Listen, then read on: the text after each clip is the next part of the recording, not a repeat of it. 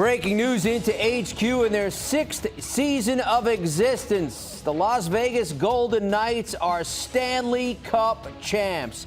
They wrap this year's Cup final in 5 games and doing it emphatically by way of a 9-3 win over the Florida Panthers. And how about their captain, Mark Stone? He finishes it off with a hat trick, scored the game's first goal, and tallied a hattie in the clincher for these Golden Knights.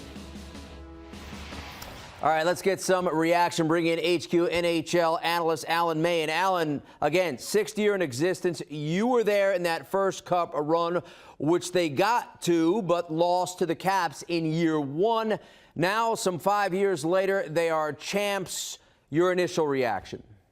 Well, it's absolutely amazing the way they came out of the gates that first season. And, you know, there was a huge tragedy in Vegas at the time, and the city bonded behind this team, and they've taken it and they've run with it. They lose in the finals to the Washington Capitals. And you know what? They were a little bit cutthroat. They did everything they had to get the players they needed to win this cup.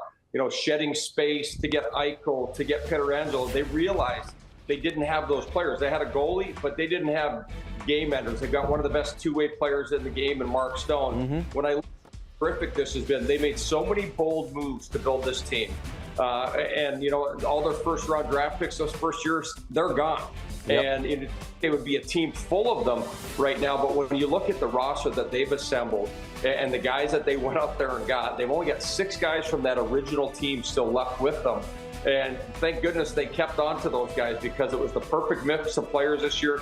The best team of the Western Conference in the regular season, the best team of the Western Conference in the playoffs, and now the best team in the world of hockey, in the National Hockey League. Is absolutely amazing what the Golden Knights have been able to do.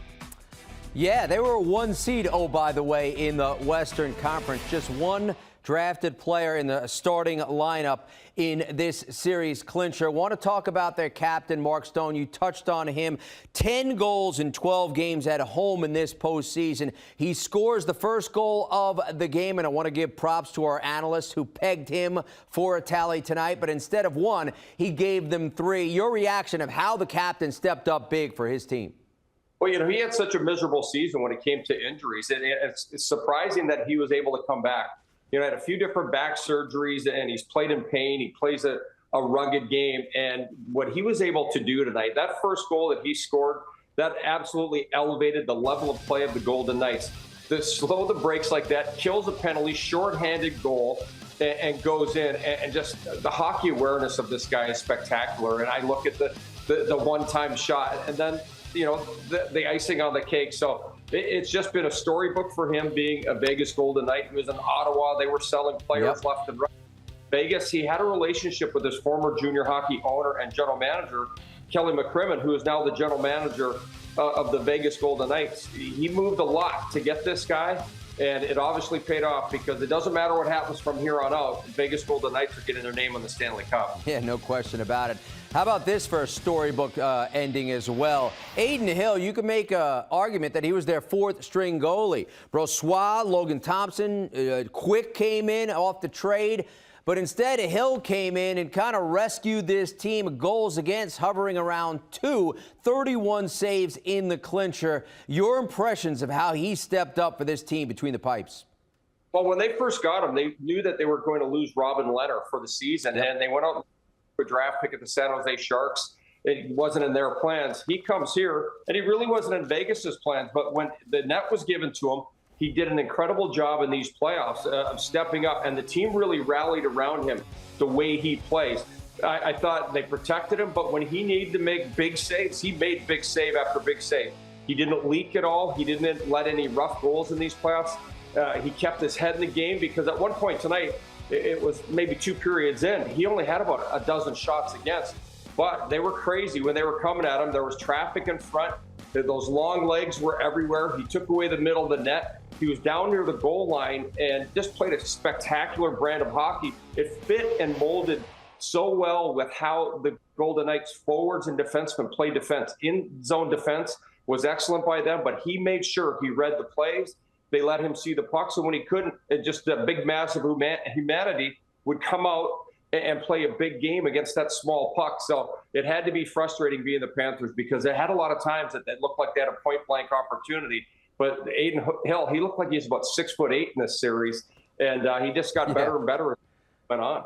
Yeah, no question about it. But you could tell this team wasn't going back to Sunrise for a 6th game in this series. Got it to 2-1, Florida did in the second period, and Vegas responded with 4 unanswered, including a tally in the final ticks of that middle period to put this game to bed. They put 9 goals on the board on this night. And I want to point out that they become the 4th team in league history to win a Stanley Cup without a 70-point player. You mentioned Eichel, 66 points in the regular season, their top scorer. What does that say about the length and the ability to get contributions up and down all 4 lines for this team? Well, I saw their coach do this when he was in Boston. Unfortunately, they came up short a couple times for him. But, he had the lines to do it, and everyone had a definitive role, a defined role in how they played. Their 4th line went out there all through the playoffs and stole momentum. Tonight, they did an incredible job of keeping pucks in the offensive zone and grinding the Panthers down. Absolutely exhausting them. You look at the speed that they have. William Karlsson put in over 10 goals in these playoffs, and he was spectacular as a shutdown and two-way centerman. I just think when you have that much depth, I didn't think going into the playoffs their defense was as good as it was, but they played such an incredible brand of hockey. They're big. They move the puck very well. Their smallest guy is about 6'1", 225 pounds back there, and everyone else is about 6'3" and above. When I look at the roster that they assembled, they definitely had a huge vision. They knew after the first year when they lost in the finals to the Washington Capitals, the Capitals had 2 first-line centers, really, in Kuznetsov and Backstrom, a huge sniper in Alex Ovechkin, a stud defenseman in John Carlson. Well, it looks like they went out and kind of replicated that with what they put their roster. Marchessault continued to be effective. Riley Smith, all the guys that were the misfits, they came through for them in such a big fashion throughout these playoffs. I thought the consistency and the level of play by all of their players just got better and better and better. And if there was another round for them, I think these guys would continue to improve. They were spectacular. Yeah, no question about it. How about this? They put 9 goals on the board on this night in the clincher, and they didn't get one tally from Jonathan Marchessault, who scored 13 goals in the postseason. That a franchise record, and he was named your Conn Smythe winner, and certainly did in his former team. He was outspoken about the fact that Florida left him unprotected in the expansion draft, which puzzled him, and he made Florida pay in this Cup final. Your thoughts on his performance?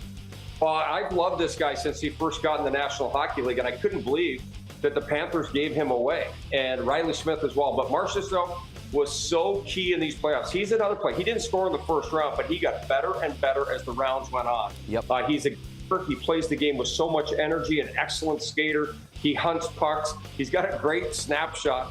And it seemed like when he was in the money areas, it was going exactly where he wanted. So I'm happy that he won it because he was my prediction about, even in the first game, I thought he was going to be the guy.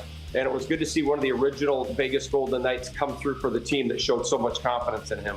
Yeah, to back your point, first 7 games, didn't score a goal. Next 14 games, 13 tallies for Marchessault. He earns Conn Smythe, the Conn Smythe honors. But I want to touch on Bruce Cassidy, which you did earlier. 52 postseason wins since the 16-17 season. He has pelts on the wall. How important was it for them, this particular team, to have him behind the bench? It was so huge. And, you look what he was able to do with the Boston Bruins. And I remember when they were playing against the Capitals when he first got there. The Capitals, one season, shut them out every single time they played. And as longer that Cassidy was the coach, it just went on. He just kept getting closer and closer, and that team all of a sudden elevated. And no matter the roster that he had, what was put forward, they found ways to win. And I thought it was, it was cutthroat killer work by the Golden Knights. As soon as he was available, they went out, made sure they grabbed him, made sure no one else could. He was a perfect fit with that team. He's got a great blend of an offensive brand of hockey, defensive brand, which may be the best brand in the game right now, inside their own zone. They were the best team by far in these playoffs. And as the season went on, they continued to get better and better. And he said, when you have a team that doesn't have a player with 70-plus points and you win the Stanley Cup, it means it's pure teamwork. And absolutely, they had stellar play. They had a lot of different injuries to different guys. But everyone there, they stayed the course with how they wanted to play. They imposed their game on everyone that they played. They got a little bit out of sorts in the one series with some penalties, but you know what? Discipline eventually, and it's the coach's discipline, cracking the whip, a style of play that he wanted, was the best thing that could happen to this team. Just incredible what Cassidy, how he fit in with these guys, the blend of play that he had from all of the different lines and the different defensive pairings, and best 5-on-5 team in the regular season, best 5-on-5 team in the playoffs, really. Absolutely. From start to finish, this team showed it. This was a 1 seed that beat an 8 seed from the East. Florida played this last game without their best player, Matthew Tkachuk, who was so impressive during this postseason run. This is a Florida team that beat the Bruins, rallying from down 3-1, and they got to the Cup final. Your impressions on what they achieved this season in this second season run? Well, when you think of what happened last year to them, they were the best team in the National Hockey League and got throttled in the second round by the Tampa Bay Lightning, and they forced a lot of changes. They weren't gritty enough. They weren't physical enough. I didn't think they played a good enough brand of hockey in their own zone, and they were just run and gun. They transformed that team with Matthew Tkachuk, alone with Matthew Tkachuk, and they played a more aggressive, almost borderline violent style of play in these playoffs. And once again, they have contributions from all their players, but one of the things that happens is that, you know, you start to lose players in the playoffs. You have to be lucky. You have to be fortunate to stay healthy. And unfortunately, Matthew Tkachuk couldn't go in this one. He shouldn't even play the last game, in my opinion. Radko Gudas was banged up, Brandon Montour. But this team is close. They're just a few parts away, and I think they're going to be a very formidable team in the Eastern Conference. And I expect them to get back near the top of the standings, not come in the playoffs at 17. And, you know, they had some incredible luck with what was happening with the other teams, Pittsburgh namely, as the season wound down. At one point, they were 14 points back, I think was the math that I can remember on them. They were 14 points back, about 5-6 weeks left in the season. They scratched and clawed all the way to Game 5 in the finals.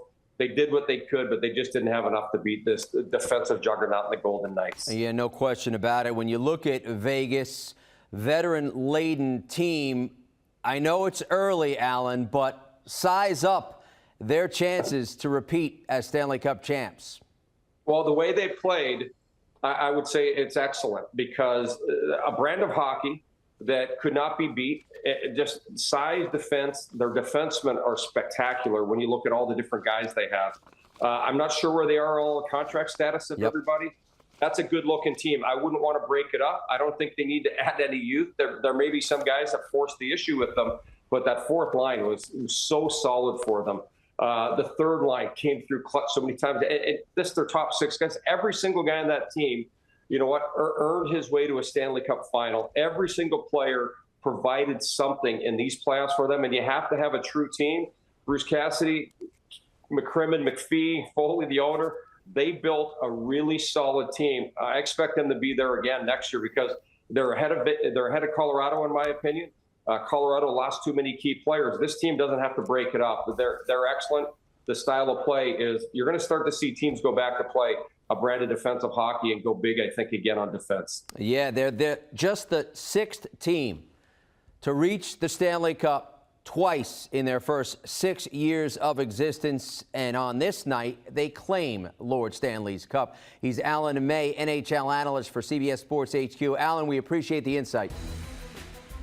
And here are your odds. We just talked about chances to repeat as title holders. Well, Alan likes them better than the Avalanche. Vegas likes the Avs, giving Colorado just a bit better odds to claim the Stanley Cup next season. Golden Knights at a +800 to repeat as a Cup champs.